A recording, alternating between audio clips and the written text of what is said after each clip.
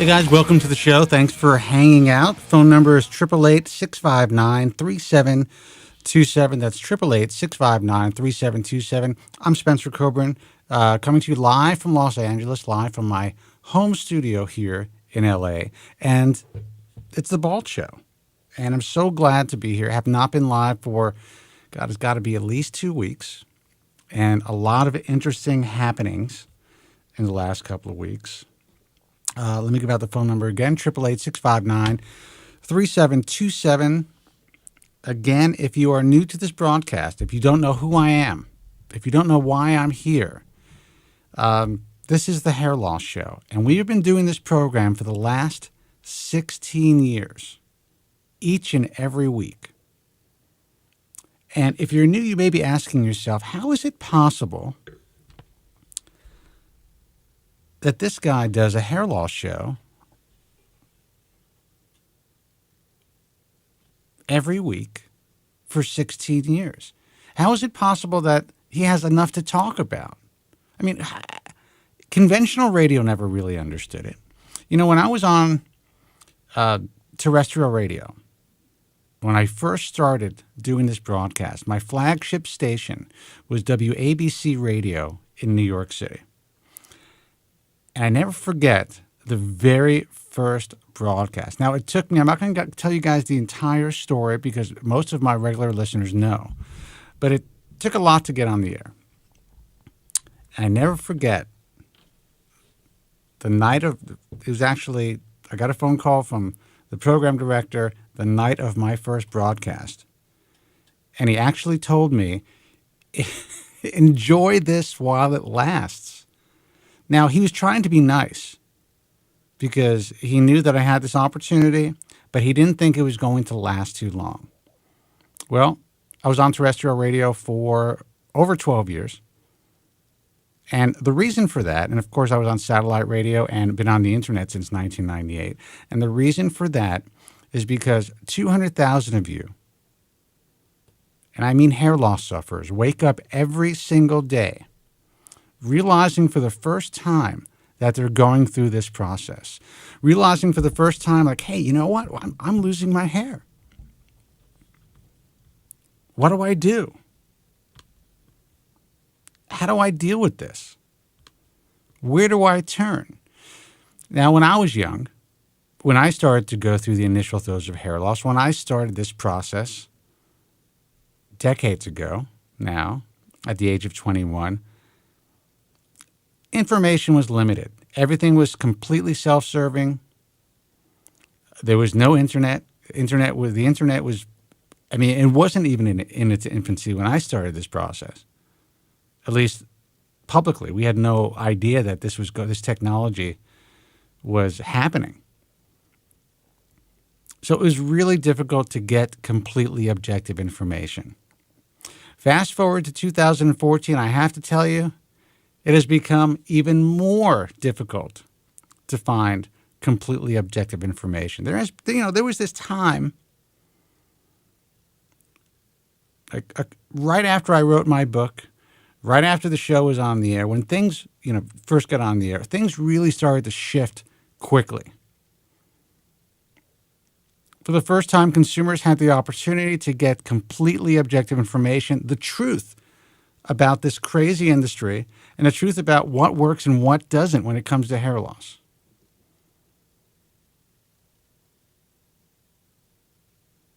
And the internet seemed incredible. The fact that we were able to not only get our information out there through print, the mainstream media was picking us up. We were on terrestrial radio, and now the internet was growing.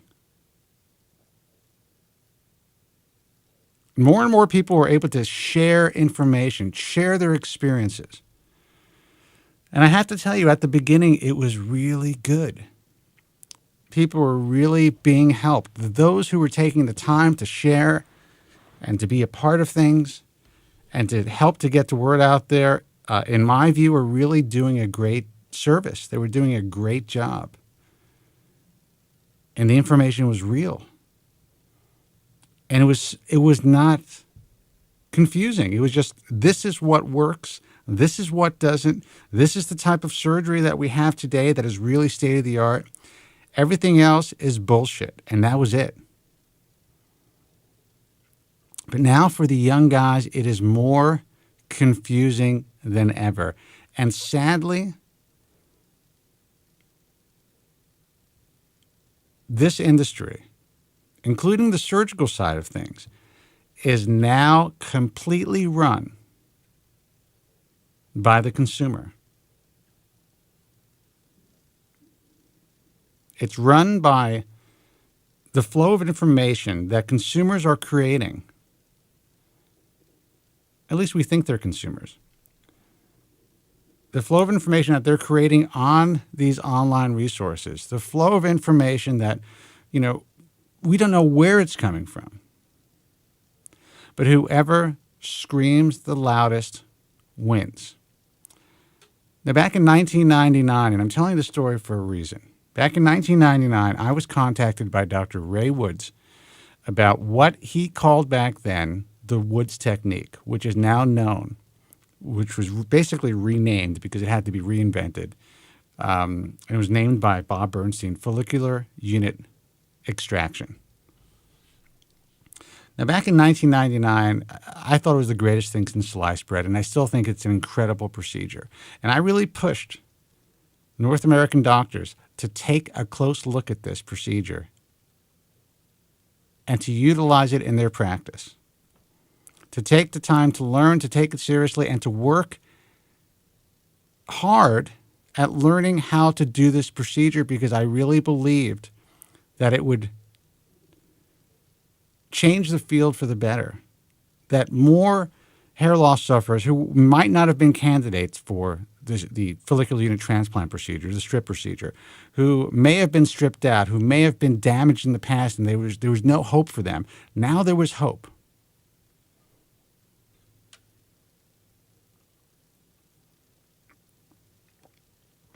But then there became this really huge divide. And those who were the most verbal online, guys who felt they were burned by the industry, and there were a lot of them. That's why I started to do what I do. Guys who had bad strip procedures, guys who are severely disfigured, scarred for life, guys who did not get the growth that they wanted to get, guys who believed they were misled, started to believe that this procedure was the holy grail. That now there was something out there that was going to provide a hair transplant with no scarring, with much less downtime, without the possible complications that follicular unit transplants were causing. And some of that information is correct. But what was left out of the equation because of the marketing and because of the guys who were out there just beating that drum, what was left out of that equation is there's a lot of bad FUE work being done for years, and there still is. And there are a lot of people who were kind of lulled into this false sense of security based on the concept that this procedure does not scar you, based on the marketing concept that this is a procedure without the use of a scalpel. There are no stitches involved. There is no cutting according to the way it's marketed, which is not true. There's just no linear incision being made and no tissue being removed in one shot. And the point that I'm trying to make now, the reason I'm telling this long, drawn-out story, trying to give you the history of what's going on, is that I am now being contacted by plastic surgeons, cosmetic surgeons, guys trying to get into cosmetic surgery, guys who have, may have had really great plastic surgery practices, who understand and now realize the enormous need for providing hair transplant services and the consumer drive to get it, especially now that it's being marketed as such a safe, non-invasive, completely void of complications procedure. Last week, I received 6 phone calls. Not 2, not 3, but 6. All of these guys are currently practicing. Well, one guy is a cosmetic surgeon, but 5 are actually board-certified plastic surgeons. And they wanted to speak to me about entering the field of hair transplant surgery. And the reason they decided to call me is because they had just gotten back from a big meeting. And they're being sold one of these automated devices to increase and to expand their practice. And it's being made to seem that hair transplantation now is a completely automated procedure that anyone can do.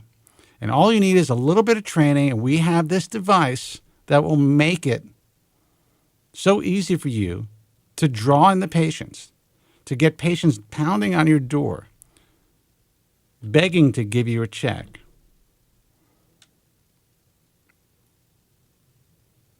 The doctors that see this, the doctors who are, and we're talking about skilled, learned men and women who are true surgeons. They have a surgery. They're board certified by 2 ABMS boards.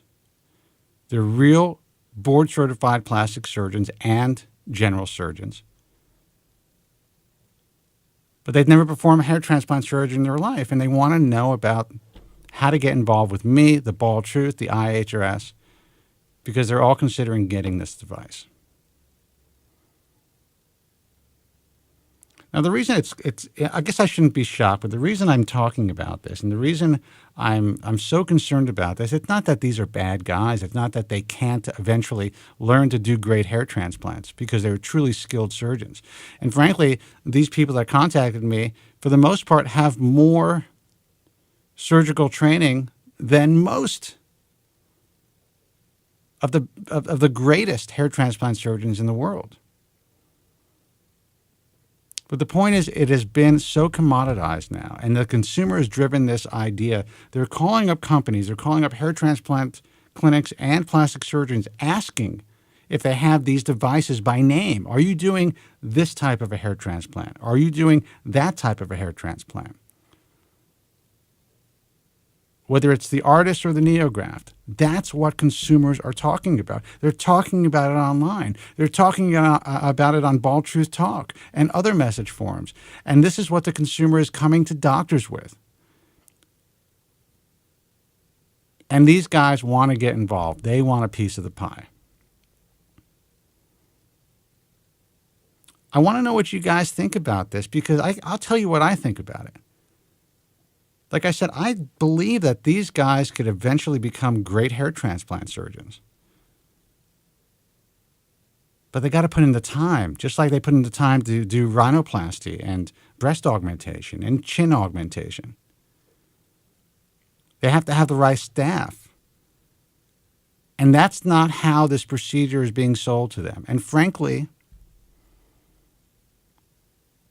there's a part of me that blames even some of the great surgeons out there, hair transplant surgeons, who have really kind of stepped aside and listened to what the consumer wants, put their ear to the ground, so to speak, in the online world, and have watched things evolve. And instead of taking a stand and saying, you know what, this is what really is medically sound, they kind of threw up their hands and say, listen, this is what they want. Everyone wants FUE, whether they're candidates for it or not. And everyone wants these automated devices, so we're going to offer it to them. And now physicians who are just trying to get into this side of the field have a very simple, easy barrier to entry. And I personally think that it is a situation where our industry and hair loss sufferers are really going to take a hit. We've evolved the industry to a point up until just a few years ago where the vast majority of surgeries being done by good surgeons, when people found out who to go to, were complication free. Most guys were having good results. There were always the complications. There were always the guys who were they were effed up somehow even by good doctors. That's the nature of cosmetic surgery. But now I believe we're taking a step back. And frankly, when I read the message forums, I see what the consumers are thinking and what they're putting out there. And don't think the doctors aren't reading that, because they are.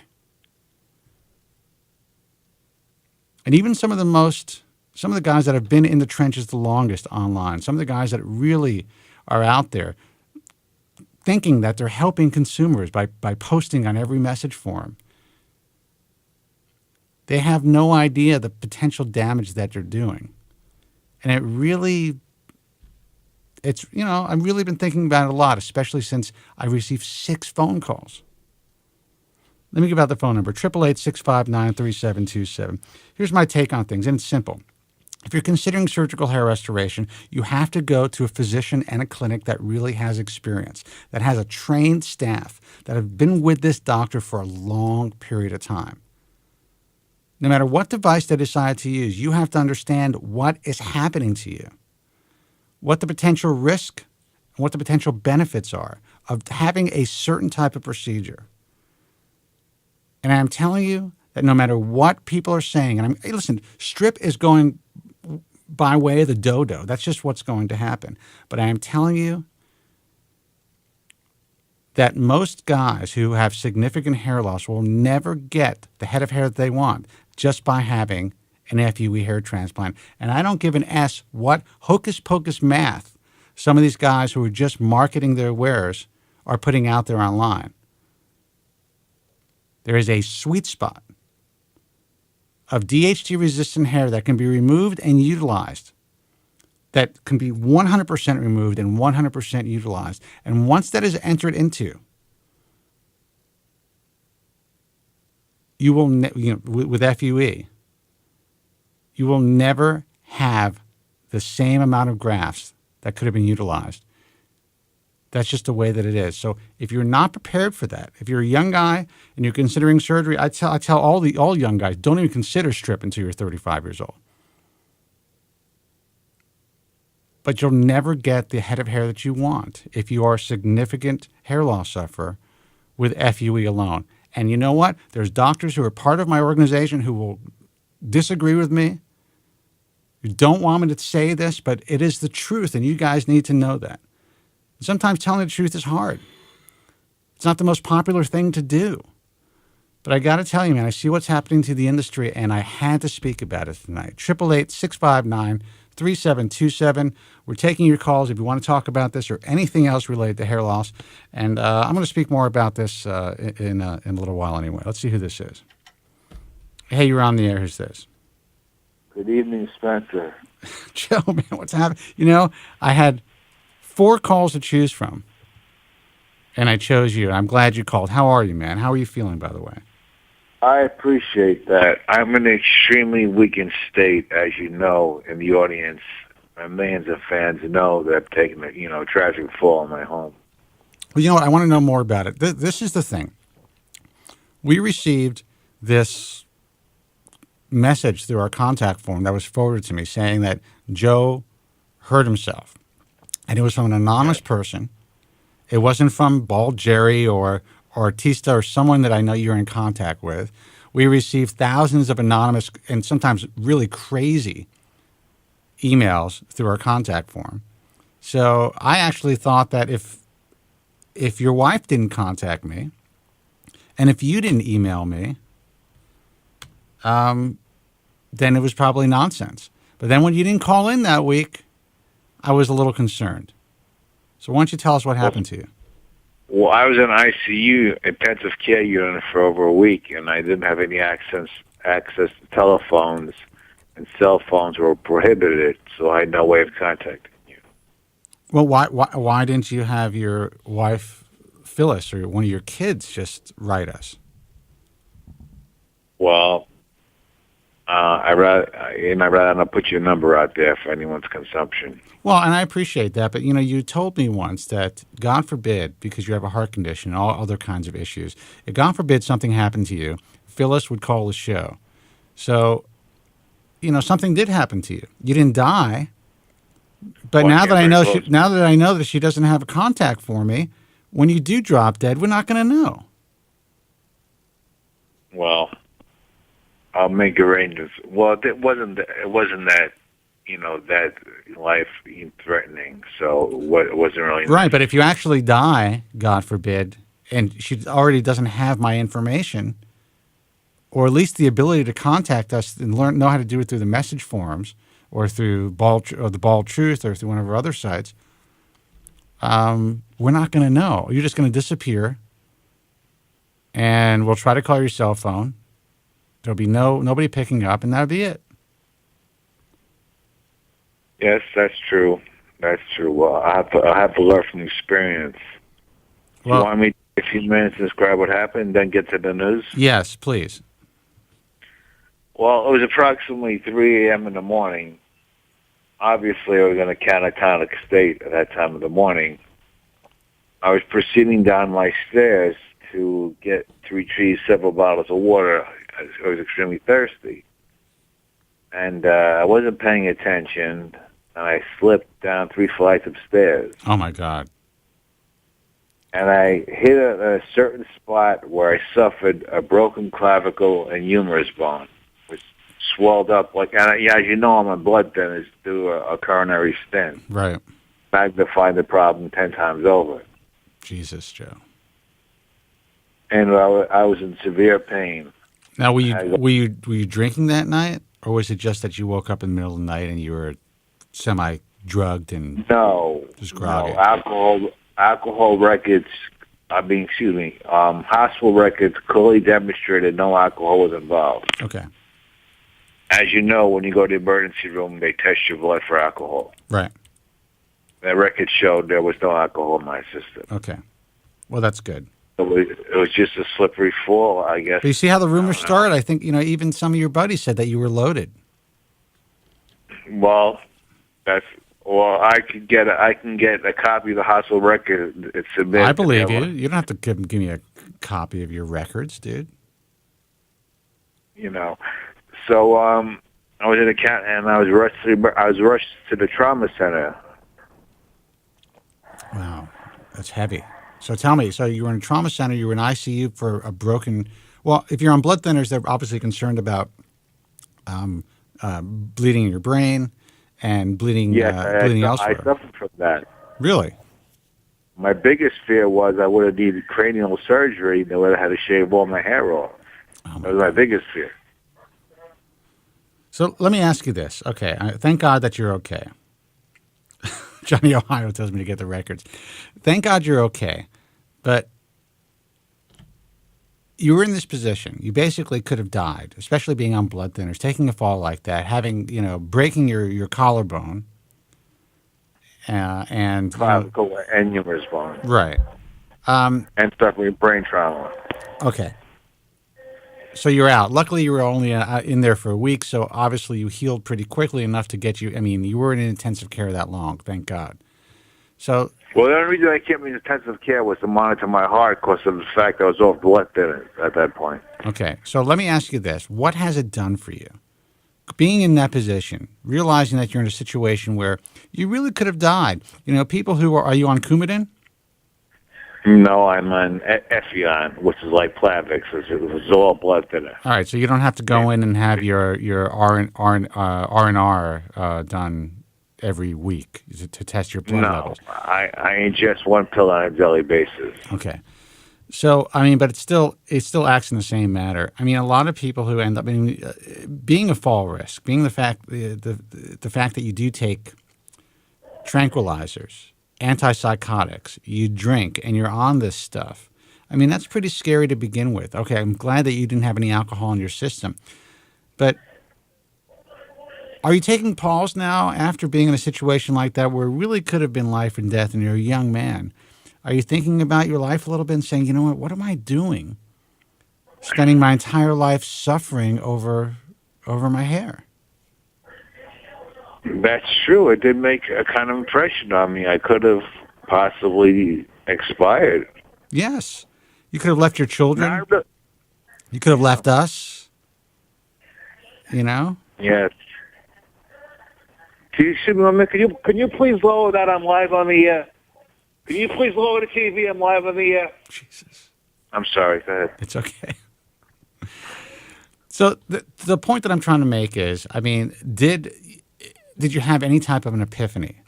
Did you, at least for a little while, realize, you know what, shit, man, my life's not so bad. I don't want to die. I want to enjoy a little bit of life that I have. I mean, did any of that come into play? Yes, because the doctor told me I could have easily died, because not really from the fall, but due to the fact I was off my blood thinners, which would have caused my stent to clog and cause immediate death. Right. So tell me, what went through your mind? Did you think about your family, your kids? Did you think about, Vincent? Yes, and I thought about you too. And you thought about me. Well, I appreciate that. So, I mean, how are you feeling now? Forget about, okay, you're physically mending, emotionally. Emotionally, I'm getting back to my baseline psychotic depression over hair loss. All right, so you're slipping back into it. So you had this momentary, trying to you realize that you could have died. You're healing now, and now that you're getting back to normal, you're getting back into your psychoses. Right. Well, I wouldn't say psychosis, but shall we say obsession with hair loss. Yeah. But if you don't mind a personal note, May, I want to thank you for your numerous emails.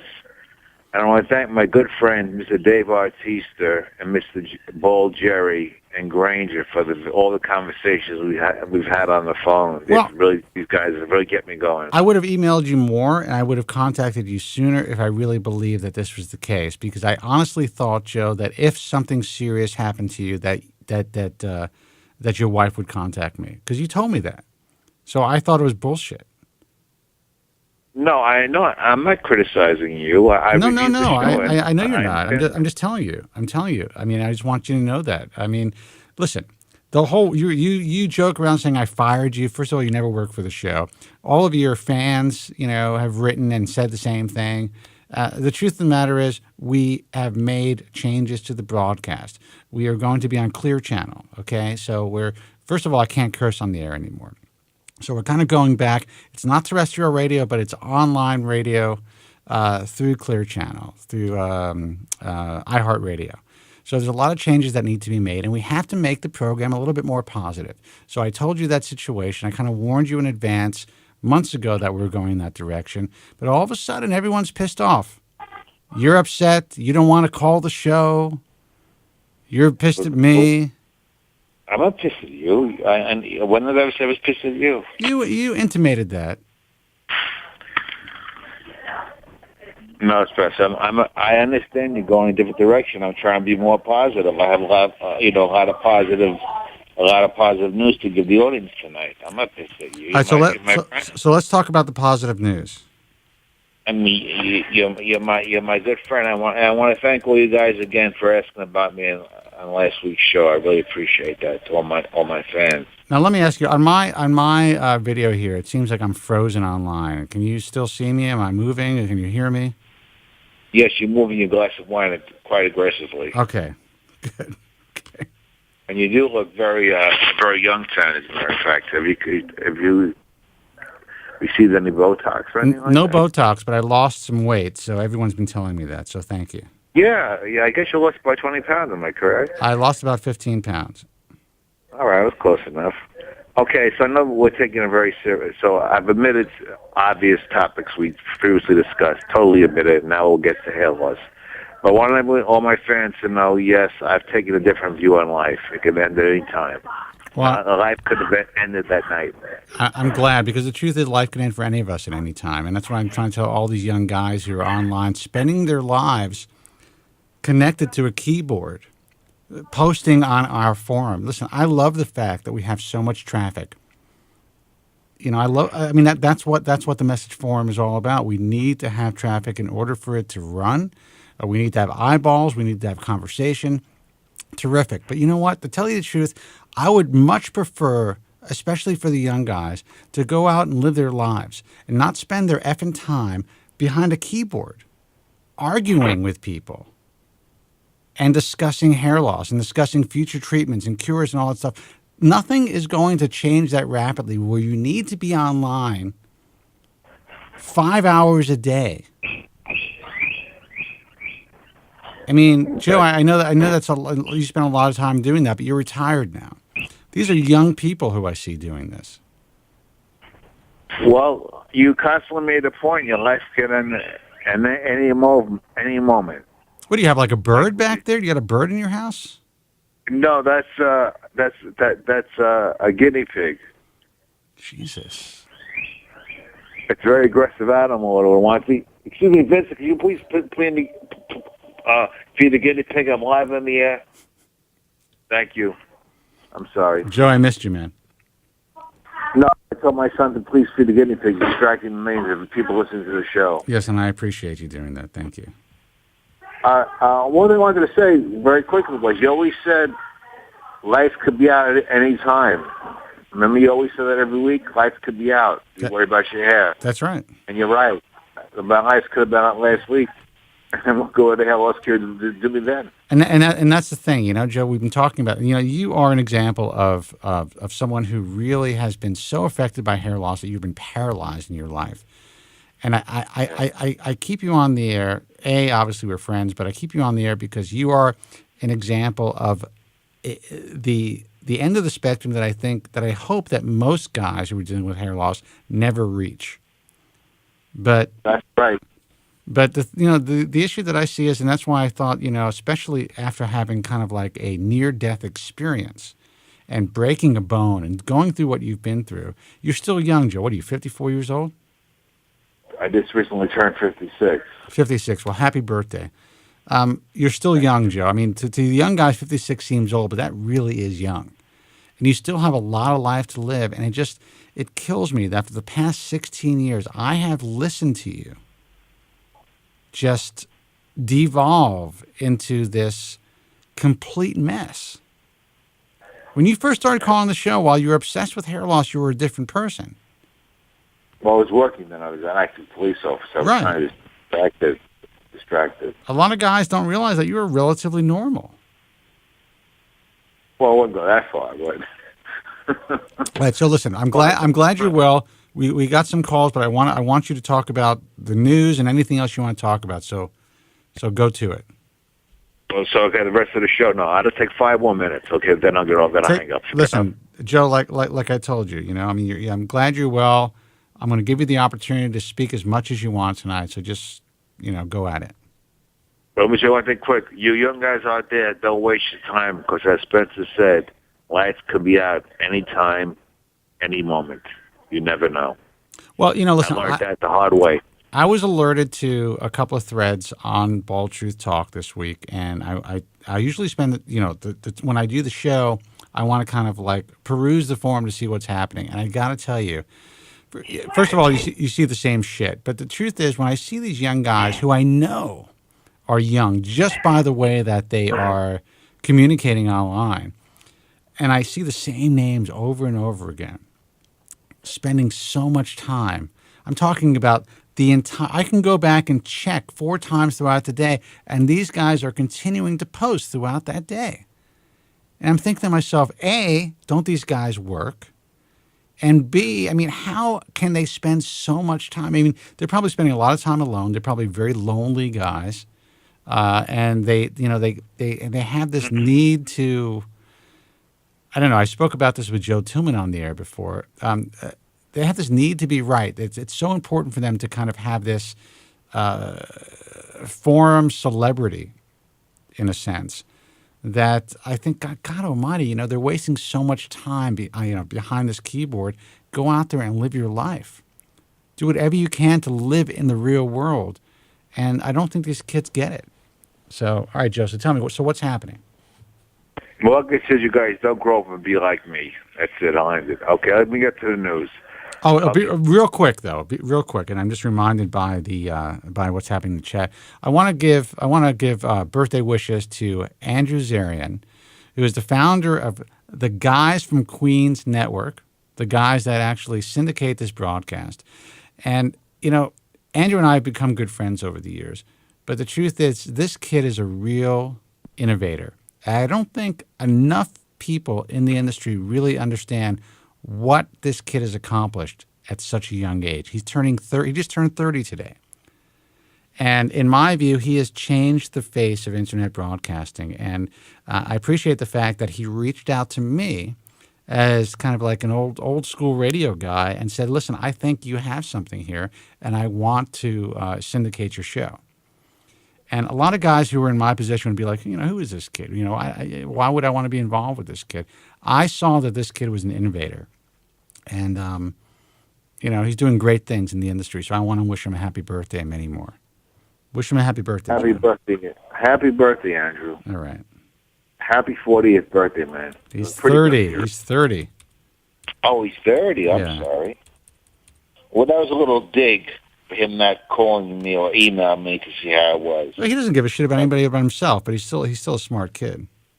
Well, he's a producer of the show. He should care about one of his freaking callers. Well, he's the syndicator of the show. I actually produce my own broadcast, but yeah, he produces a lot of programming, and he's really good at what he does. And you know what? One thing I realized early on with this kid is, for some reason, I mean, even before he started to make money, this guy was putting together an incredible product with like spit and tape. I mean, this guy was able to produce HD video, high-end quality video and audio where nobody else on the internet was able to do it. It was like black magic. And I saw something in this kid early on, and we've had a very good friendship and a great working relationship since we started to work together. And you know what, Joe? He's one guy that says I should keep you on the air, so don't give him so much shit. Well, I was very flattered. I dissected your April 22nd show. I couldn't call due to the fact I was in a hospital, and some of your callers mentioned wanting to know where I was. I was very flattered by that. Well, it's like 110 degrees in here. I'm sweating. So go ahead, man. Tell me. All right. Let me get to the news. Okay. Yeah. All right. First piece. I have three pieces of news, and I'll be very brief. Okay. I know you have other calls. First piece of news. Johnson & Johnson and Violent Drug Corporation are aggressively pursuing a hostile takeover of Allergen Corporation. Are you aware of that? I am aware of that, and apparently Allergen is not too pleased about Allergen is not too pleased about what's happening. But, in your expert opinion, do you feel this has anything to do with their upcoming release? What could turn out to be a multi-billion-dollar drug by Monopros? No, I don't. I think there might be, some connection. I mean, there may be some connection, but I have to tell you, listen, you got to realize Allergan is Botox. Botox is now being marketed for migraine headaches, which affects more people than you could ever imagine. So there are other botulism. What are they called? Other products like Botox now, like Dysport and a couple of other products that are coming down the pike. But Botox is still the number one product in cosmetics today. So, I mean, that's one reason. I definitely think that, Bimidprost is something that these guys are interested in as well. But, who knows? Who knows what the reality is? Well, don't you agree that just say theoretically, but Monopros, I'm not saying it does, so don't suffer hold to me, grows tremendous amounts of hair. Won't it draw sales of Botox, make it look like minuscule? No, it won't. It'll be significant. I don't think it's going to grow. I don't think it's going to grow the type of hair that you're hoping for. But I definitely think I don't know. I have no idea. I definitely think it's going to be a product that is going to be something else in our arsenal, something that guys who are so shit scared to take finasteride are going to try. It's going to be new and it's exciting. Let's face it, Rogaine, minoxidil, it's old school. So everyone's going to kind of jump on this bandwagon, and it's going to be a very, very popular product. It's going to sell extremely well, even if it just is as good, or if even if it's slightly better than what Rogaine has been able to produce all these years. It's just going to be another option. So it will be I believe, a multi-billion-dollar drug. Well, let me just contradict you, if I may, briefly, with all due respect. Yeah, you could do whatever you want. When Allergen released its phase 2 studies last May, they said that their present product that they, allergen, the Bimatoprost and the formulation they were using produced results equal to Propecia and Rogaine. Right. But that was unacceptable to them. They wanted something far superior. Well, So that's a fact. well, I don't know. I don't know if that would be considered a contradiction, or you're just kind of adding some more information into the pool. But I will tell you this: whether they want it or not, we don't know what they're going to end up with. So I'm hoping that they're going to end up with a topical product that is really going to be effective for the vast majority of hair loss sufferers, and I think it's exciting. However, I don't want people to have false hope. No, I'm not giving anyone false hope because I have no idea what it could do. It could be a miracle or it could be another zero. I have no idea. All right, so what else? Now, I'm not as gifted as some of these people on the forums who have all this inside information. I'm not as lucky as that. I don't think you are either. Let me tell you, I took some time today to read the forums. I must have read 50 threads. And I got to tell you, I mean, it just doesn't change. I took some time off because when I don't do the live show, I really try to stay away from the forums. It's just, to me, it's just insanity. There is some really great stuff, and I think it's important that the forums exist so that the rational guys out there can get good information. But when I see some of the arguments and some of the discourse and just what goes on these message forums, and I'm talking about including mine, it's frightening. It really is that, there's people out there that in this world that kind of almost exist just to be combative and just to argue and just to be out there and, be these keyboard cowboys. It's wild to me, man. And I want to make it clear that even though I have a very popular online message forum for hair loss, I really believe that, just go there once a week. That's all it takes. You can get all the information you need. If there's anything that's really going to be huge, it's going to hit the mainstream media. Well, let me get through my quick piece of news. Yeah. Speaking of the mainstream media, I want to aggressively castigate CBS News for promoting SMP as a new cure for baldness. I was stunned. Why are you stunned? How long have you been doing this? How long have you been involved in this? How many times have we seen the same bullshit? 40 years. Yeah, the same bullshit from the mainstream media. These guys are trying to get eyeballs. The only reason they even considered this story, we're talking about a scalp tattoo. In my view, that is insane.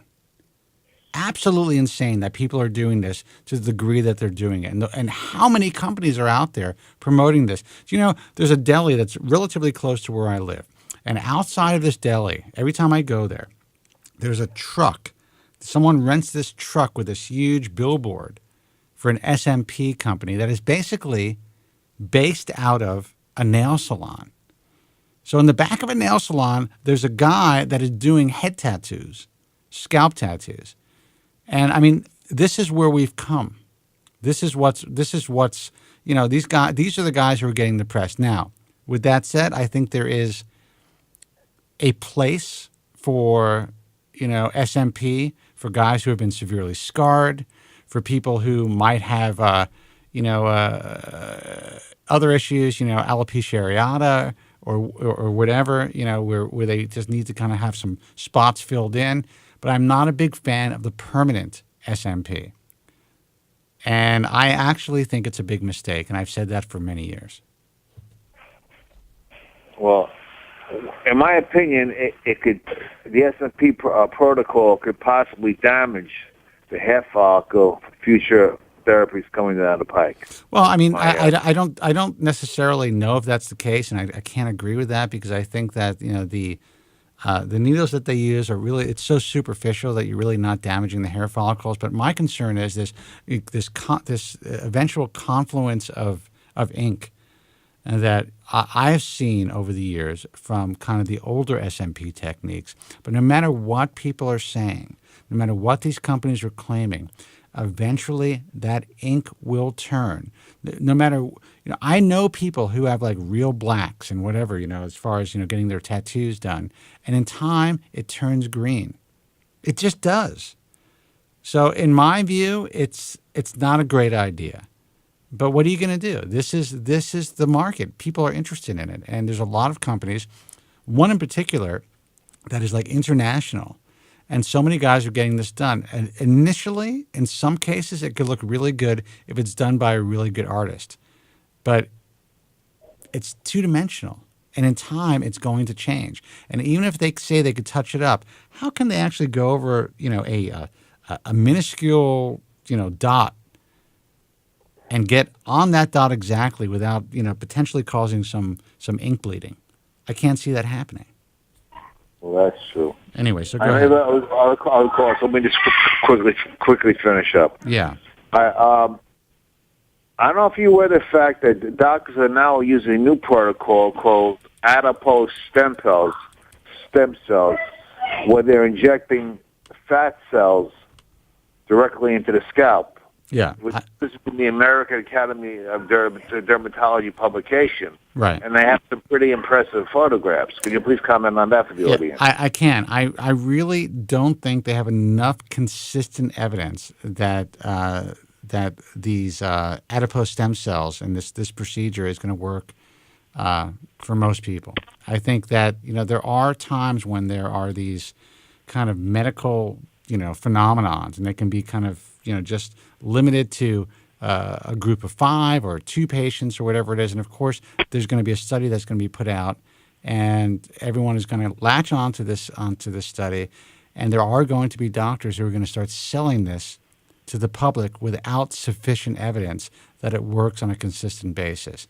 So that's a guarantee. Yeah. So at this point, I would say stay away from it. Let the other guys try it, and let's see what happens. When the guys come back on the message forums, and it would be great. Listen, it would be great if this is something else that we have in our arsenal. But at this point, I don't think there's enough evidence that guys should be spending their money on this. Okay, 30 more seconds. I know you have other calls. One final piece. As you know, we have the hair conference in Korea coming up very shortly. Actually, I think it's happening. It's happening right now. What time is it in Korea? I don't know what time it is in Korea. I think it's happening now, as a matter of fact. I think Desmond is there. I'm not really sure. Well, you know what? I actually, it's funny because I read what was going on in the forum today, just about an hour before the broadcast, and I read a couple of threads. And listen, I want to make it clear that I hope that everyone gets what they hope to get from this user, Desmond, going to the conference. What's going on back there, by the way? You got to control that kid. Yeah, he just, I'm downstairs now. I'm not upstairs because I'm recuperating on the couch. I can't physically get into a bed. Jesus Christ. So anyway, listen, I think it's great. I think it's great that, the forum took it upon, the members of the forum took it upon themselves to kind of start this campaign to get Desmond to Korea. And let's hope that he actually gets into the conference and is able to provide whatever information our members want. But whatever it is, even if he's in there and he's videotaping and he's sending images and he's interviewing doctors, it's not going to change anything. I think it's very cool that, he might be able to get some information and some content for Bald Truth Talk and some information for our users that, maybe some of these guys will be able to hang their hats on. But no matter what happens at this conference, we never know if any of this science is going to get to the point where there are more effective treatments that are going to be out there for consumers to use. And that's the biggest issue. So, let me just say this in conclusion. I do not believe that any doctor will be given corporate secrets worth trillions of dollars to Desmond.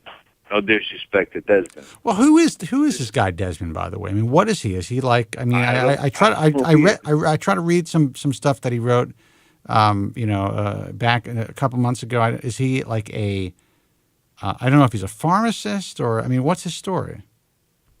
He seems to be a very educated hair loss sufferer. He makes some very good posts. Right.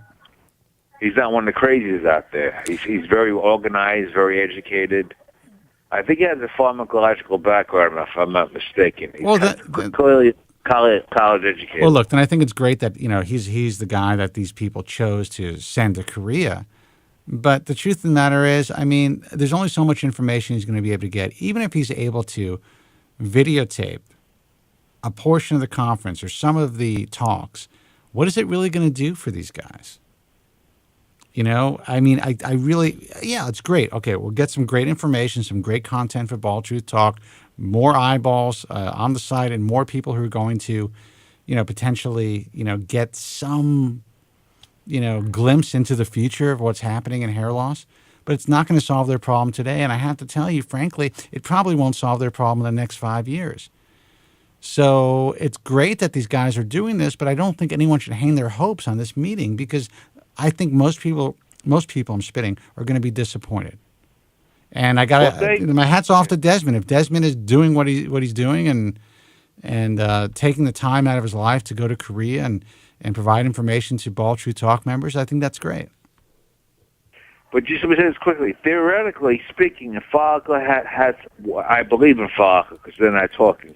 If Falca was due to release something next year, just say theoretically. Yeah. I have no facts on this, so I don't get very excited. I'm just saying theoretically speaking. Right. They're not going to be telling Desmond. That's for sure. Well, I mean, if Desmond has some sort of credentials, I don't know who he is. I don't know who this person is. So it's very possible that he has. I mean, does he work for a pharmaceutical company? Is he involved in? I mean, from what I read, it seems like he's in somehow in the pharmaceutical world, and maybe he's a pharmacist. I don't know. But I'm just saying, when you're dealing with trillions of dollars, I don't think that Falco will be giving Desmond any trade secrets anytime soon. Well, I highly doubt him or anybody. I highly doubt that they will, and frankly, I find it. I mean, I don't even know how he's going to get into this meeting unless he has. I mean, I don't know. I can't imagine anyone. I can't imagine them actually allowing him to videotape anything that's happening in the conference. But I could be wrong, and I hope that he can. I would love to see it. Well, your staff should have sent me. I would have shaken things up. Honestly, Joe, you know that if I thought it was something important to go to, I would be there. I'm invited to all these conferences. If I thought it was something that I was going to be able to bring back to my listeners and to my viewers, that was going to provide them with any type of insight or inside information or something that can, help them, live, the next few years with some hope, I would do it. But I got to tell you, I just, the reason I don't go is because I don't think that I could really provide my listeners and viewers and anyone on the forum with anything that's going to change their lives. So right now, if something comes to fruition, we're going to hear about it very quickly, and it's going to be through the mainstream media. So getting a little insight or listening to it talk or getting a little bit of a deeper understanding of what these scientists are attempting to do, it's not going to change anybody's life. And frankly, 90% of what's happening will never come to market. People have to understand that. That's just the way of the world. That's the way science works. I'm beginning to understand that, But listen, I know you have other callers. I want to thank you for your time, Spencer. I want to thank you for your concern and my millions of fans. And I want to thank everyone, especially Dave Bautista, Bull, Jerry, and Granger, and you, especially you, for all your concern. I really appreciate it. Well, Joe, I'm glad you're well, and I really hope that you had some sort of a legitimate epiphany and realized that. Well, actually, I did. I finally realized, like you told me every week, lights can go out at any time. They almost went out last week. Well, Joe, you know what? I'm glad. I'm not glad that happened to you, but I'm glad that it gave you a little bit of insight. Like your poor brother Alan, whose anniversary will be coming up this June. Am I correct? Well, that's right, and I appreciate you remembering that. But that's true. My brother my brother was enjoying his life, and he was killed. So for all you guys out there who are spending, it's crazy. Honestly, I'm telling you, and we're talking about that thread. I was reading it today. I'm like, holy shit. It's insanity. These are young people who are spending so much time just debating back and forth on a hair loss forum. And I want you to enjoy. I want them to enjoy their lives. It's not about getting a life. I'm not saying to go get a life. Okay, I understand how difficult it is to deal with hair loss, but figure out a way to enjoy your life. Figure out a way to step away from these forums. You're dealing with a lot of people who are just providing a tremendous amount of misinformation and disinformation. And yes, I have moderators who, we try to control, especially some of the ugliness that happens on the forums. Try to keep it in a more respectful place. But God, I mean, to check back every 20 minutes. I was watching what was going on today a little bit, and I just can't believe it. I can't believe it. It's actually pure psychotic hatred. It's exhaustion. It's exhausting to even view the forum at this point. It's my forum, and I'm exhausted. I can't do it. I don't even want to be a part of it. Joe, listen, man, I appreciate the call. I'm normal compared to these people. And Spencer, thanks again for everything. Remember, I'll always be your first caller and number one fan. All right, man. I appreciate it, Joe. Take care. I'm glad you're well. Good night, everybody. Good All night. right. Thank you. All right. Take care. We got the phone number 888-659-3727. You know what? Let me open up the phone lines. Those calls were stale. I'm going to take a break. 888-659-3727. Give me a call if you want to talk about anything related to your hair loss. I was talking about the evolution of this field and how I believe that things are devolving, especially in the surgical hair restoration side of things. And a lot of this is being driven by, in my view, the know-it-all consumers out there who really believe that what they read on the internet is the gospel. And then they go out and they spread this word. And frankly, I believe it's doing a lot of damage, especially to the younger guys who are considering surgical hair restoration. Frankly, most of these guys aren't even candidates for surgery. They shouldn't even be considering surgery. They're too young to even think about surgery. But because they think FUE is harmless, and because they think it's not going to cause any type of scarring or, there's really no downside, except maybe the hair won't grow, they're willing to risk their time, their money, their emotional well-being based on the words of anonymous users on message forums. It's insane. 888-659-3727. Coast to coast and worldwide. I just want to say, you guys are doing a great thing. It's such an uncomfortable topic to talk about, especially for a guy, young guys in their early 20s. And, I'm glad that, I could tune in and, listen to you guys. Spencer Kobren's The Bald Truth.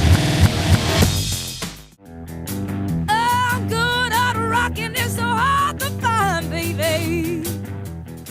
Hey guys, welcome back. 888-659-3727 is the toll-free phone number. If you'd like to give us a call here at The Bald Truth to talk about anything and everything hair loss, feel free.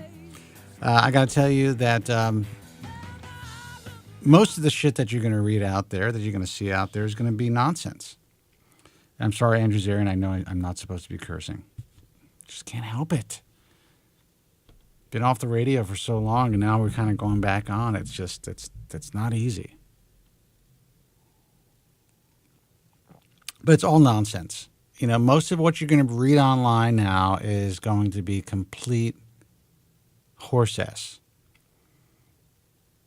And sadly what's happening now, and I say sadly because so many guys can actually be helped, but there is this huge push by a pretty solid group of guys who have had severe adverse side effects from finasteride or Propecia. And, they are trying to make sure that nobody gets their hands on this stuff, that no young person tries it to stop the further progression or to regrow their hair because they've had these bad experiences. I can't blame them. Honestly, I get it. If I had the experience that some of these guys are claiming that they've had, especially for the long-term sexual side effects, I would be beating the same drum. So I get it. But with that said, there are so many guys out there that could really be helped based on the stats, based on the science, based on the clinical trials, based on the years of this drug's use. The safety profile is pretty significant compared to just about every other drug in the physician's desk reference or the PDR. What I find fascinating is that, the birth control pill, oral contraceptives, the pill, especially the higher androgen index pills, but all pills in general, cause significant adverse sexual side effects in a much greater percentage of women than finasteride causes in men.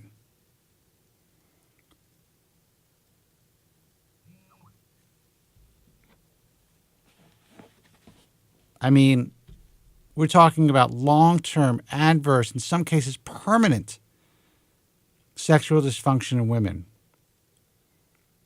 that have been reported by countless women for many years.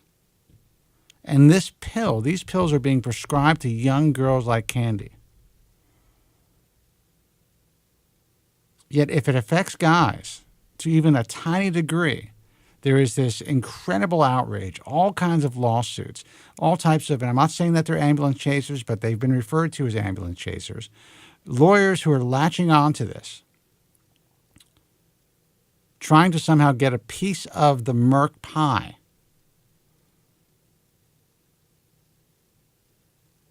And there's a lot of people out there that are not and will never have the opportunity to potentially save their hair and to have a better life because, they're not equipped to deal with hair loss. I wasn't. And I'm not saying that hair equates to a better life. It's how you deal with your hair loss. It's how it affects your life. And for me, the reason I do this is because it affected me very badly. I wasn't cool with it. I didn't feel good about it when I was 21 years old and I was getting a bald spot. It didn't make me happy. It made me miserable, depressed. I began to self-medicate, meaning I went to a lot of bars. I became, got involved with a lot of different women because I kind of felt that, I had to prove that I was still in the game. And that's a drug in itself. Sex. So I don't know. It's a different world now. I kind of understand it. I know that if I was in their position, I would be doing the exact same thing. But I do not make any money. I have no income from promoting the fact that I have done well on finasteride, and I think that so many guys can do well. Every one of my peers, all of my friends, have been on it for years. Based on my experience, not one of them have had any adverse side effects. Thousands of people have contacted me over the years saying, it was the best thing they've ever done for themselves. But there are those who have the adverse experiences. So I get it. 888-659-3727. Let's see who this is.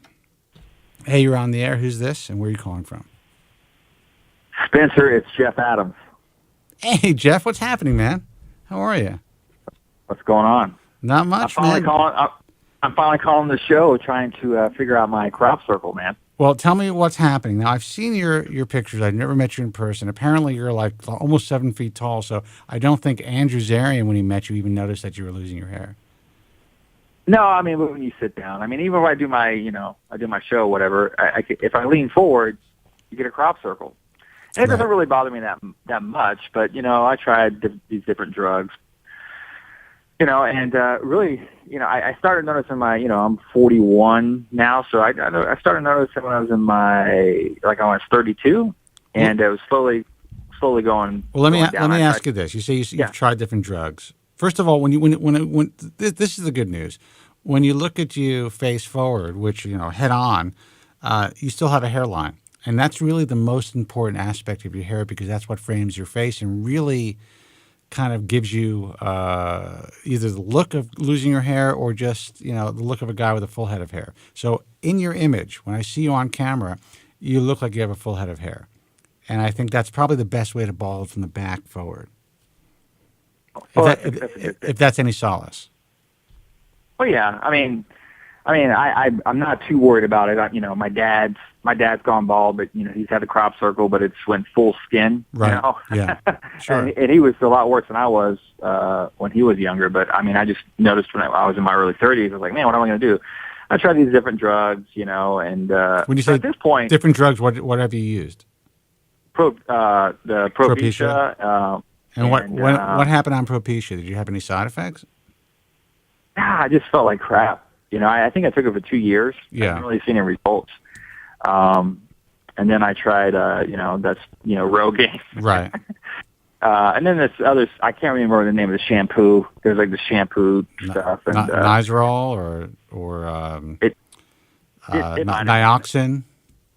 Nioxin. I think that's what it was. Yeah. And after that, I just kind of gave up hope. I was just like, well, I don't really see any results here. Well, when you say when you were on Propecia, you said you were feeling like crap. I mean, when you say you weren't seeing results, did you notice that you were still progressing, or did things just kind of seem to stop? They just kind of seemed to stop. I just didn't. Well, I felt like when I was. Those Go are the ahead. results. The thing about finasteride is it really, for most guys, it stops or slows the progression of their hair loss. They may not see any regrowth, but they're not going to get any worse, and that could last for decades, depending on the person. But if you're not feeling well on the drug, then you shouldn't be on it. Yeah, that was a while ago. I mean, what's your secret? What are you doing? My secret is I've been on Proscar, which is a 5 milligram dose of Propecia or finasteride for the last since 1990.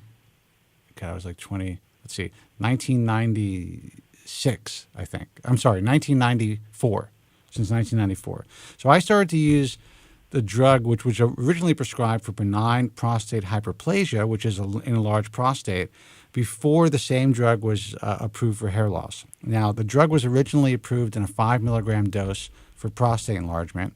I read an article in the New York Times back in 1993, I think it was, about the same drug being tested for hair loss, and one of the side effects of the guys for the guys who were using this drug, and these were older men, they were using for their prostate, they were seeing that their hair was growing back or their hair loss had stopped. So Merck decided to test the drug for hair loss.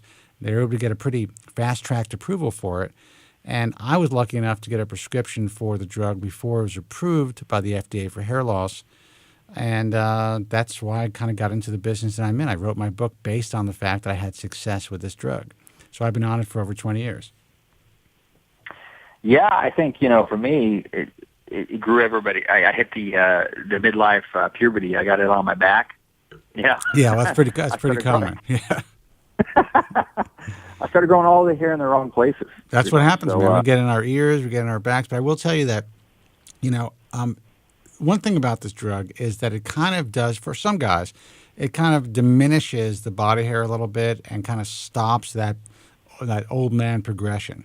So I noticed that when I was going through the initial throes of the balding process before I started to use this drug, I was starting to see a little bit more hair in my hands, a little bit more hair in my chest, kind of going in that direction. Once I started to use this drug, within a matter of months, it kind of went back to where it was before I started to bald. And right now, I mean, if you look at my arms, I mean, I'm like a a 10-year-old Swedish boy. So, for me, it's been a very positive experience without any adverse side effects. But you know what? I mean, I don't know. I'm getting older. I feel tired sometimes, and who knows what it's doing to me. I don't know what the long-term adverse effects are going to be.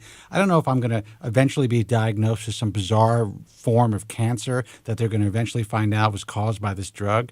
I don't push drugs at anybody. I just give my experience and let them know this is what's worked for me. And I think it's a shame that there's so much misinformation and a lot of, I don't want to say fear mongering, because a lot of the guys who have had adverse effects are online. They kind of form these groups and they're out there trying to spread their word. They're doing it through Twitter, they're doing it through Facebook, they're doing it through the hair loss forums.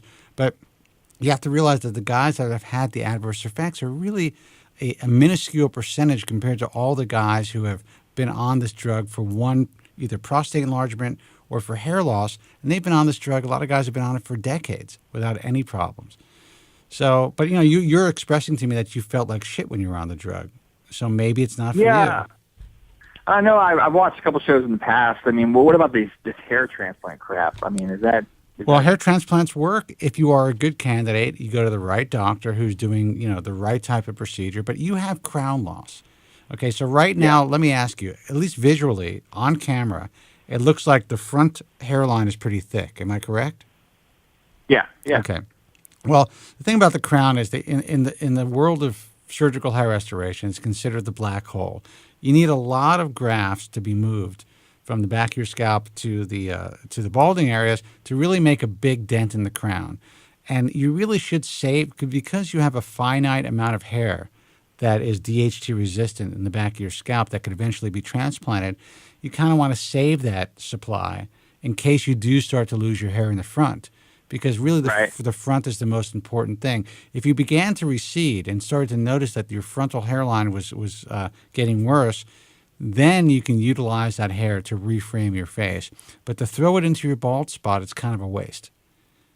And I definitely wouldn't recommend. Now, there's plenty of guys that do it, especially guys who are in our age. You said you're what, 43, 42? 41. 41. Okay, so I got about 7 years on you. But especially guys who are in their 40s, they think, okay, I'm pretty stabilized.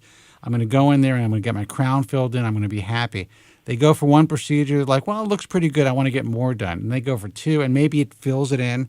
But then they start to recede 5 years later, and they don't have any more donor hair left. And you're like, oh, my God, I wasted it in the crown where no one could really see it. And you're like 6 feet. How tall are you, 6'7"? No, I'm 6'5". 6'5". Okay. Well, okay. No, 2 inches. So you're 6'5". I mean, for the most part, every picture that I've seen you in, you look like you have a full head of hair, except if you take an image from the back. And that's pretty rare. So right now you're doing pretty well. I would not waste your time or your grafts or your money on a hair transplant unless you start to see that you're thinning in the front. Yeah. You know? That's positive, you know? Yeah, it is positive. And you know what? You may end up just with a bald spot on the back. And, you know, honestly, you're happily married, right? You have a family. If it really bugs you to the point where, okay, you're on camera, you're doing your show, you're unhappy with the way you look, and you have a wife who loves you, you can get yourself a partial tiny hair system like a yarmulke hair system. No one would know it. It'll integrate really easily. Yarmulke. Yeah, that's right. And that's it. You know, you can live like that. Your wife's not going to care. You're going to look great. It's not like you have to. Go ahead. Yeah, what sucks is the fact that, I left the music industry back in December, so I've been, applying for all these different jobs. Right. I applied for this job for W Media Group. They do like this. They have this third-party job with BH Photo. I was going to do product reviews, right? Right. So I went down to the very wire. I mean, I killed the interview process. I did the whole thing, and then I guess I got, obviously you're going to get beat out by a blonde bombshell. But, I still think, the guys that run BH Photo are these older Jewish guys. Right. And, they probably favored the attractive woman. But, they probably looked at me and go, the guy's balding. Well, I honestly, know, but the thing is, you're still, on those videos, you'd still be face forward, so you probably wouldn't notice the balding. But, yeah, maybe it did play a role. But the truth of the matter is, like I said, you can go online. You can spend, I'm not even joking, $300 on a really, just a really light lace hair system. Basically, just take put a piece of saran wrap on your bald spot, draw, a template, send it into one of these companies, with a little clipping of your hair. They'll match your hair color. And if you go on these auditions, you can just glue that thing on. And I'm telling you, no one would know because you have basically a full hairline. So if that's something that you think is holding you back, you can do that, and you can always take it off when you come home. Hey, what scared the crap out of me, though? I mean, having one of those, I got young kids. So say if I just put it down on the the bathroom table. What? My dad used to always put his, he tried a toupee in his 40s. Yeah. And how he used to be sitting there down on the thing, and I used to jump out of my skin because I thought it was a rat. Well, things are a little different now, and the hair pieces are a lot lighter and a lot more. I mean, they may end up using it like a coaster or something, but I don't think they're going to think it's a rat. And frankly, as far as you're concerned, as far as the overall look, especially in the crown, it's really easy to mimic a crown with a good hair piece. It'll, as long as you get it like a light density, show a little scalp, no one's going to know. And if your wife is cool with it, and if you think it's actually affecting your career, it's a very cheap and safe way to get, the look that you want without, sacrificing potential side effects from drugs or spending, tens of thousands of dollars on a hair transplant when frankly, you really, you should save that hair for the future if in fact you want to get that done one day. Yeah. Yeah. So I wish I could say, hey, listen, dude, this is what you do. Take this and you're going to be fine. But the truth of the matter is, we still have limited options. But you are one of the Right. lucky ones. You're 41 years old and you still have a hairline. I speak to guys who are 19 years old who have a receding hairline. I mean, their looks are completely changed. You still look good. You know, you have a bald Yeah. spot. You have a bald spot, but you know what? And that sucks. But it could be worse. You can be bald in the front. That's true. So, and I hope that helped, man. I wish, and if you ever need any advice and if you want to try a piece, whatever it is, I could hook you up with the company. And, maybe you can, if you're public with it, who knows? Maybe you can get the thing for free. Yeah, might hit you up on that, man. All right, man. Just as long as it comes with an AC system, you know. my scalp is It won't be too hot. You can get a little lace system. No one's even going to know. Or you could paint right, your head man. like me. I paint my scalp. But Oh, yeah, you use that powder stuff. I use something called Derm Match, and I basically paint in a little bit of the part and a little bit of thinning area. I have enough hair where it works, and at least in my estimation, from my point of view, most people can never tell. But ask Andrew Zarin; he'll be honest with you. Yeah. All right, man. I tried some kind of powder one time, but it worked out good. It's just expensive, that powder stuff. It's not cheap. You know what I'm talking about? Yeah, you probably use Topic, right? Yeah. My buddy that does film stuff gave it to me. Just try this out, and it worked great. Well, they actually have a really good spray, a couple of sprays that actually work. If you have enough hair in the bald spot, it kind of adheres to that hair. You comb it back, no one even knows. Yeah. So, Well, all right, bro. Thanks for your time, man. All right, listen, thanks for the call. Good talking to you. All right. Take care. 888-659-3727. Hey, man, you're on the air. Who's this and where are you calling from? How you doing? It's Mike from New York. How's it going, Spencer? Mike from New York. How are you, man? What's going on? Not too bad. I don't know if you remember I called a while back. I was on Propecia for years, and then I had a kid, and I got off Propecia when I had a kid, and then I haven't gone back on it because one of the main reasons is I read everything I read over the past year on the internet. When I originally took it the first time, I probably wouldn't have taken it the first time, even though a lot of stuff we read could be real hyped up and the wrong people saying the wrong things, but it definitely kind of scared me a little bit. So Well, I tell you, I'm having a little problem with your connection. So, I mean, are you in your car? Hello, let me try one more time. Is that better? It's okay. I mean, are you in the car or in the house? I think I fixed it. How's that? Is that better? Much better, yes. All right, sorry about that. So what I was saying is I called a while back. I was on Propecia for years, and then I stopped taking it because I had a kid and All right, so let me ask you this, and I kind of think I remember your call, but I could be imagining that. But I had a couple of drinks tonight. But let me ask you this: while you were on the drug, did you experience any adverse side effects? Not at all. The only thing maybe is I think I can't hear you again, dude. Get back on the way you were. Hey, sorry about that. Yeah. I think I experienced maybe a little bit of kind of tenderness in my breast, maybe. But Yeah. I never enough to really make a difference or bother me. So I was on it for a good 5 years. And when you were on it, did you know were you getting good results?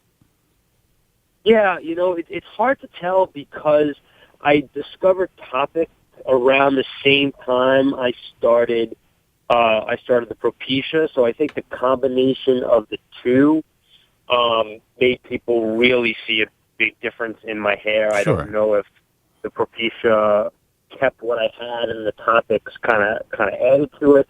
But a combination of two was an unbelievable change. Well, let me tell you, and you know my life. In my life, that combination, I've used Topic in the past. I use Dermatch now. Just for me, it works better. It's not quite as messy, and I'm able to just kind of it's kind of like a makeup compact, and just I rub it on, and it just it doesn't get into my collar and stuff like that. I tried that once before as well. Yeah, it depends. If everyone's different. For me, that works better. But yeah, I mean, a combination of kind of saving what you have and using some camouflage or some concealer could really get you into a place where you're feeling much more comfortable in your own skin, walking around, and you don't really think about your hair loss anymore.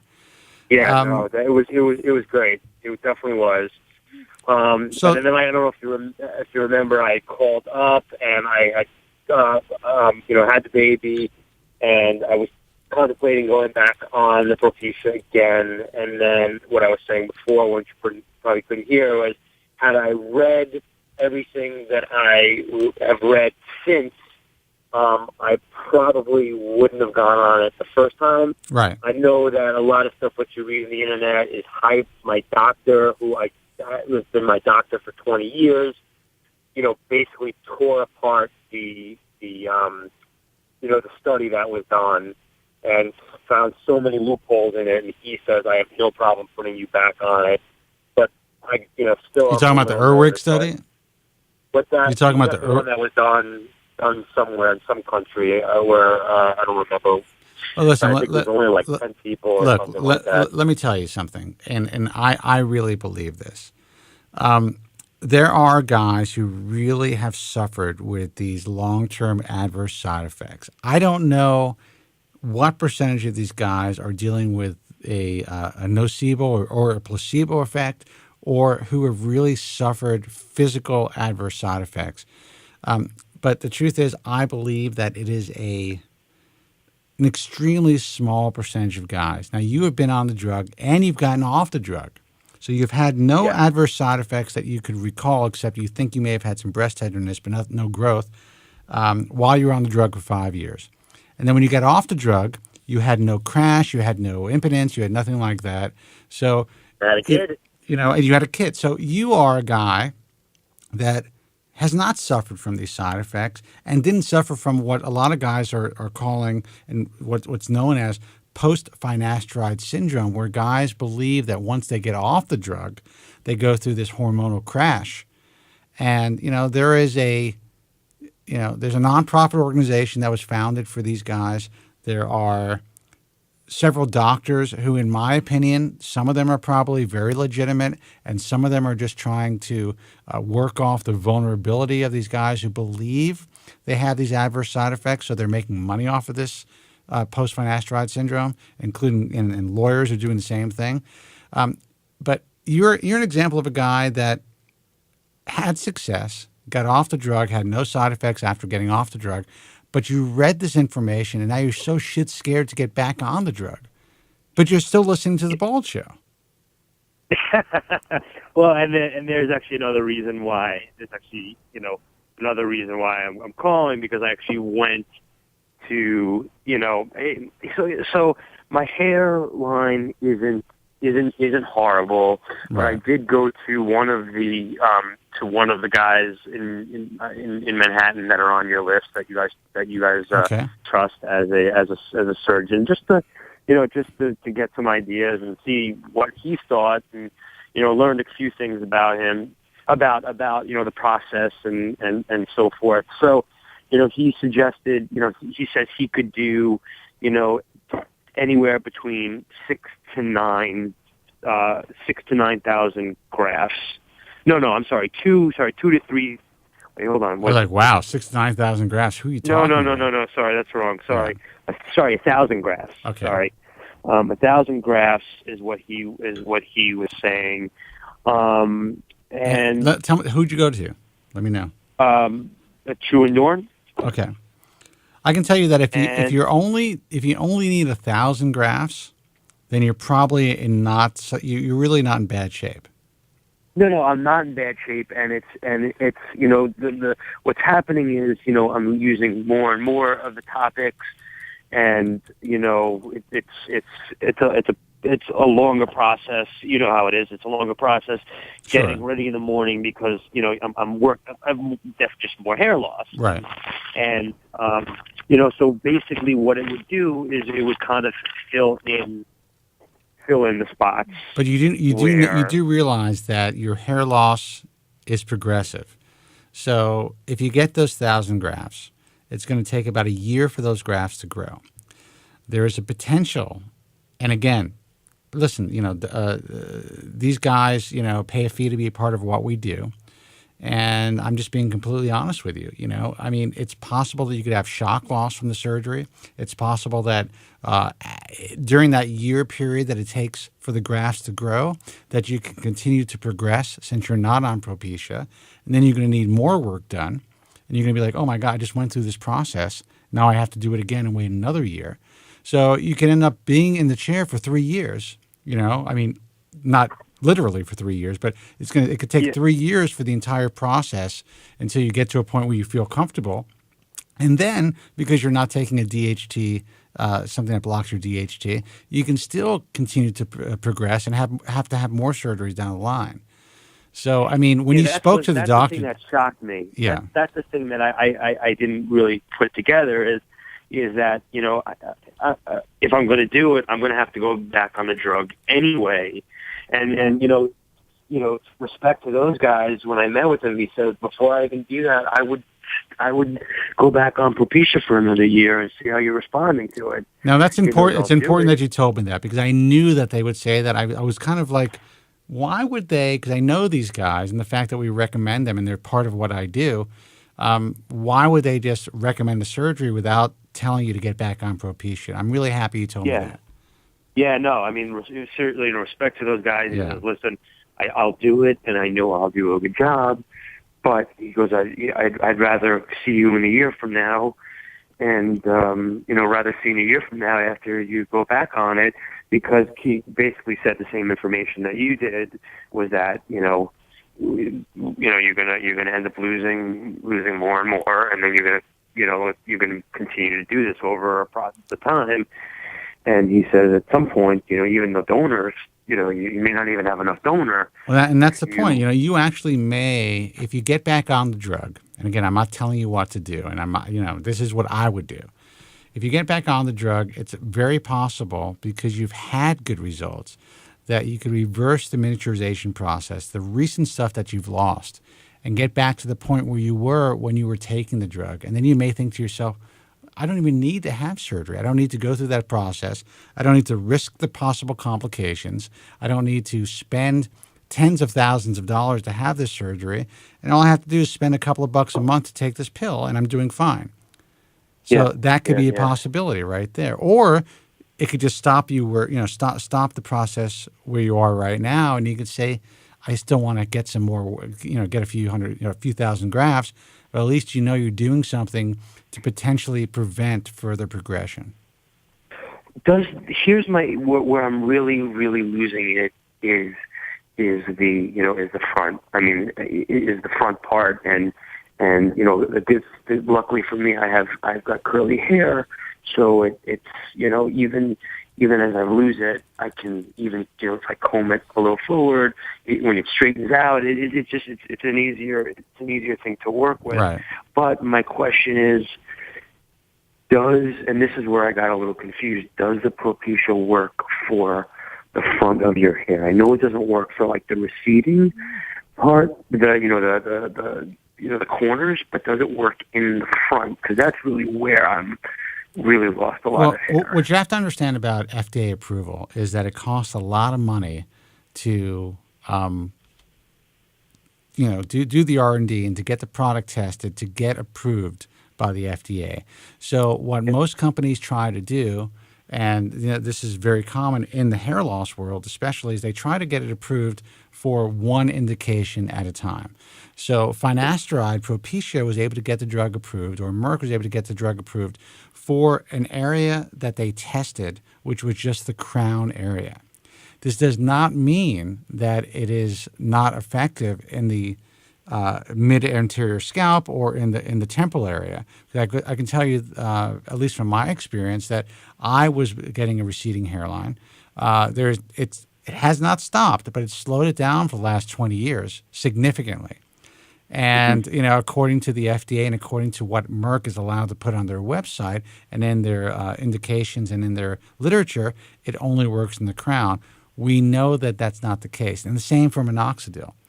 So to answer your question, a lot of guys respond very well as far as guys who have a receding hairline and guys who are losing hair in the mid-anterior scalp as far as reversing that process, and in some cases even growing some of their hairline back. I have known guys who have had significant regrowth in their hairline without minoxidil, just on finasteride.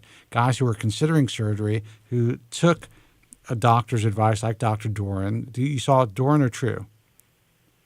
The younger Doran. one. Okay. Sorry. So like Dr. Doran, and they took the drug for a year, and they didn't have to have surgery. So this guy could have said, "Listen, you're a great candidate for surgery, which you probably are. Let's get you in the chair next week." And he could have taken your $10,000 and then given you a prescription for Propecia. But he was honest with you, and he said, "Listen, try this first and see if it works." Yep. No, I mean, and it that even validated. I mean, I know you guys go through a major screening process. Sure. To make that list, and it's, I've definitely trusted what I hear from you over the years, and it just even validated it more. I appreciate It's funny that. because I had a buddy of mine. We kind of went together. Well, he went at a different time than I did, but it was pretty much the same thing. Like, don't rush into this whole thing, because Right. I can, I'll have people in here all day. Your surgery is not going to make or break me, Right. but your comfort and and success is kind of what we built on. So Right. Well, these guys want to make sure they have happy patients, and they want to do the best for their patients. That's part of why they're part of what we do.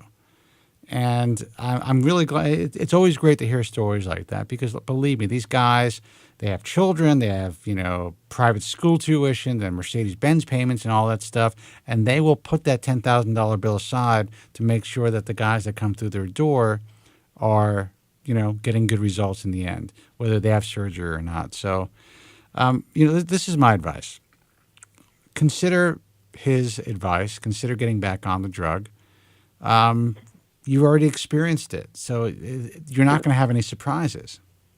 What about minoxidil? What about the minoxidil? Because I tried it years and years ago when it was still a prescription. Is that an option as well for me? Or I know you haven't. I definitely think it's an option. Again, let me preface everything I'm saying right now by letting you know that I'm not a physician, and everyone who's listening to the show. And you don't know my hair from a hole in the wall. That's right. But minoxidil does work.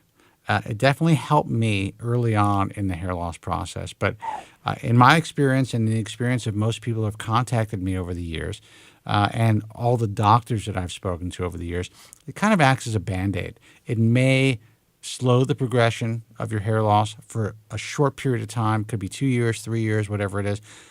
And even regrow some hair, but it doesn't really act at the hormonal level. It doesn't block the 5-alpha reductase. It doesn't inhibit 5-alpha reductase from converting testosterone into dihydrotestosterone, which is miniaturizing your hair follicles. So unless you get at it through the hormonal aspect of hair loss, you're not going to really affect it in the long term. A lot of doctors will prescribe both. To me, the kitchen sink approach is kind of like, well, you don't really know what's working for you. So why would you be on 2 medications if you could try one at a time? If you're really against taking finasteride, then I say, yeah, get yourself on minoxidil and see what happens. But realize that with either drug, but especially for some reason, at least anecdotally with minoxidil, a lot of guys go through a heavy shed when they first start using it. So if you can deal with that roller coaster, then give it a shot. Okay. Well, I appreciate it, and again, your the program's definitely been a help, and really for all sorts of stages that anyone could be in. It's a great thing you're doing. So appreciate everything. Well, listen to that. I wish you the best of luck. Let us know what you decide to do. And again, I'm glad Dr. Doran told you not to jump into surgery, because honestly, man, surgery is always a last resort. Yeah, and I remember you saying that all along, and I couldn't really get it and didn't really understand it, because it seems like it's could be such a great thing, but it's surgery, regardless of what it is. Well, it can be a great thing, but you have to be prepared. You have to be the right candidate, and you have to realize that it's cosmetic surgery. I mean, anything could happen. You could always have complications. Could you deal with those possible complications? And are you aware of everything, the entire scope and possible pitfalls of what could happen? A lot of guys that go into it aren't. Luckily, the guys that find this program who end up having surgery, they are, and they usually end up finding a good surgeon, and they usually don't have complications, but even the ones that do, we're prepared for it. So that's really all we're trying to do here, man. All right. Well, thanks again. I really appreciate it. And I'll give you guys an update at some point soon. All right, man. Good luck. Take care. Thanks for the call, bro. 888-659-3727. And that is a prime example of a guy that, while he's aware of how well he did on the drug, he went online after he stopped taking the drug, which I think was a good idea for him to stop taking it before he decided to impregnate his wife. A lot of guys, and I know plenty of guys who have had no problems. They've taken their drug through their wife's pregnancy, or through I can't even think of the word, but they basically impregnated their wives while they were on the drug. The kids were fine, but you don't want to be that anomaly. You don't want to be the 1 in 20 million that somehow being on finasteride caused some rare birth defect for your kid. So I always tell people who are planning on having a family, and again, I'm not a doctor, so please do not take this as medical advice, because I'm not giving medical advice. But for me, if I was planning to have a family, I would probably get off the drug for a few months. It takes about 2 weeks for the drug to get out of your system if you're using finasteride. And then, impregnate your wife, work on that. You can always get back on the drug later on. And, of course, when you're on the drug and your wife is pregnant, you should wear a condom. That's my advice. According to clinical trials and according to most doctors, you don't need to do that. But, again, why be the anomaly? I think this guy made a good decision. But when he wanted to get back, he realized he was losing his hair. He went online and he read all this stuff. And now he's scared shitless to get back on the drug. He didn't even have any side effects that were notable. So, he's considering getting his scalp cut open, which, again, hair transplantation is could really be life-changing if you're the right candidate, if you go to the right clinic and the right surgeon like he went to. He went to see Dr. Doran in New York, and Dr. Doran gave him honest advice. He said, listen, I'd like to see you on Propecia for a year. Don't have surgery now. Let's see how you do. And that is an honest assessment. That's hard to find.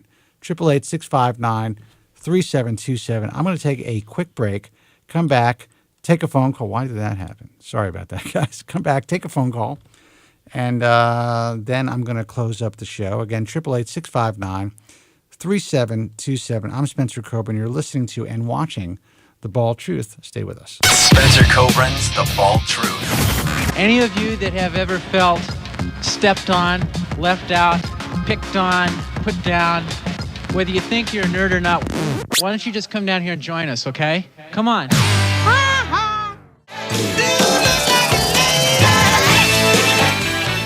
Hey guys, welcome back. Listen, guys, I want to thank all of you for tuning in tonight. Always love doing the live broadcasts. Got some great calls. And, I want all of you young guys especially to remember why I'm here. And, sadly, a lot of the young guys, especially the guys that are out there on the message forums, don't really understand the history of what we do, why I do what I do, and why I've been around for so long. The truth of the matter is I do not need to be doing this anymore. Sometimes I do get frustrated with, just the state of the industry and the fact that I've been doing this for so long, and the fact that while we've made so many steps forward, we are now taking so many steps back. I get frustrated when I read all the nonsense online and how many people are being harmed by the misinformation and disinformation out there. I'm in the, we're doing the show, and I'm looking at the chat room, and there are people who are posting stuff about, Propecia issues and stuff like that. I know this stuff is happening, guys. I'm not blind. I'm not, I understand the reality of it for those who are suffering with these adverse side effects. But we have to look at the statistics. We have to look at the facts. And the facts are the vast majority of guys who use this medication do not suffer with the adverse side effects that those who have unfortunately had them are dealing with. That's just the way that it is. So, I need to continue to be able to, express my story and my experiences and the experiences of others who have been helped either by medication or by surgical hair restoration. But the truth is, the best thing to do when it comes to your hair loss is just forget about it if you can. Move on. Either shave your head or just, cut your hair short and don't even think about it. Don't watch this broadcast. Don't go to our message forum. Don't check out the American Hair Loss Association. Don't use any of our resources. Don't buy my books, which are outdated to begin with. And my publishers don't like me to say that because they're still selling, but it's the truth. People are still going to buy them. But my advice is just to get away from this all of this stuff. And, sometimes I think to myself that maybe I should.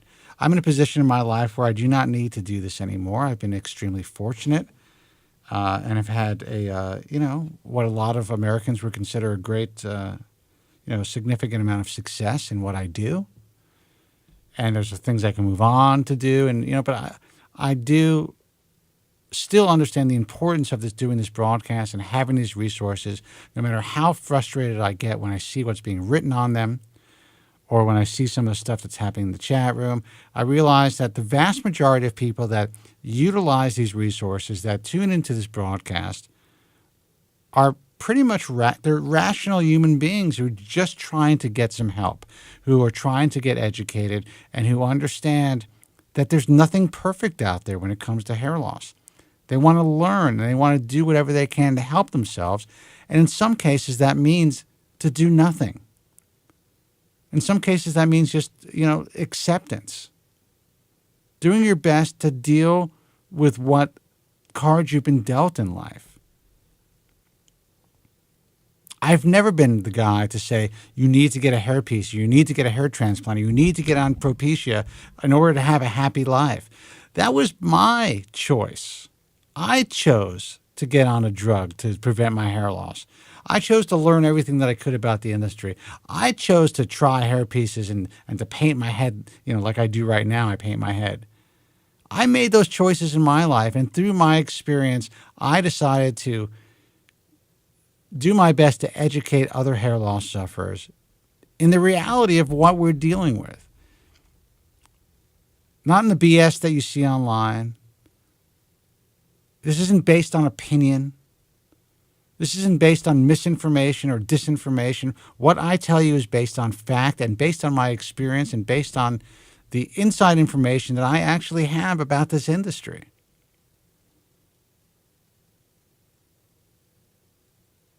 It's easy for people to go online and to play, a Monday morning quarterback and to say what they would do or, to criticize other people's efforts who are actually out there doing something to create change.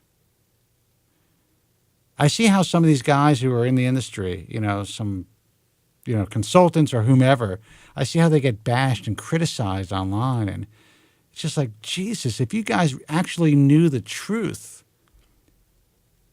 none of this would ever occur. And what some of these guys are doing by creating this dissension and this disinformation, you're harming vulnerable young hair loss sufferers in ways that you can never imagine. I'm not going to take any more calls, guys, so I'm going to hang up on you guys. So don't call in. I got to get some dinner. I had a couple of drinks. I'm relaxed, and I got to get out of here. But I just want to let all of you guys know that, there is real hope out there. And part of that hope is just learning how to just get past hair loss without doing anything. If you can do that, you win. The fact that I have to continue to take a drug that, frankly, I don't know what's going to do to me in the long run. And the fact that I have to get up in the morning and, wash my hair and, put makeup on my head and blow dry it and hairspray it to just feel comfortable when I leave the house. or go on camera.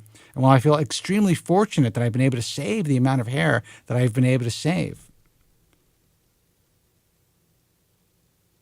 I would still be better off if I was equipped to just deal with it from the beginning, shave my head, and move on. And if you guys can do that, you win. But if you can't, I honestly believe that this is your safe place.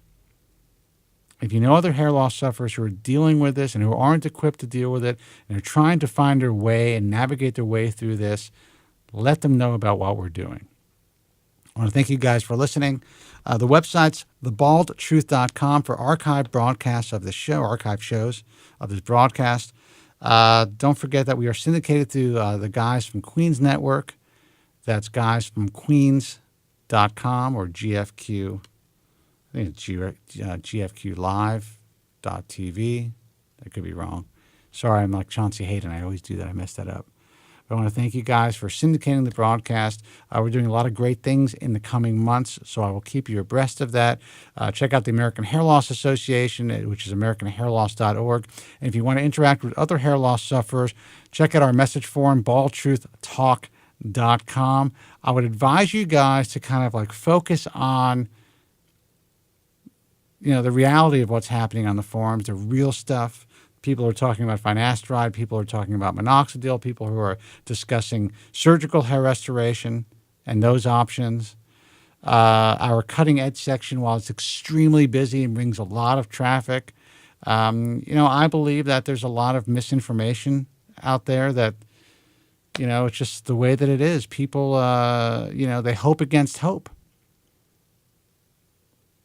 And while there's some interesting discussions, take all of that stuff with a grain of salt. And whatever you do, do not decide to have surgery based on some images on a website or based on some anonymous person's recommendation.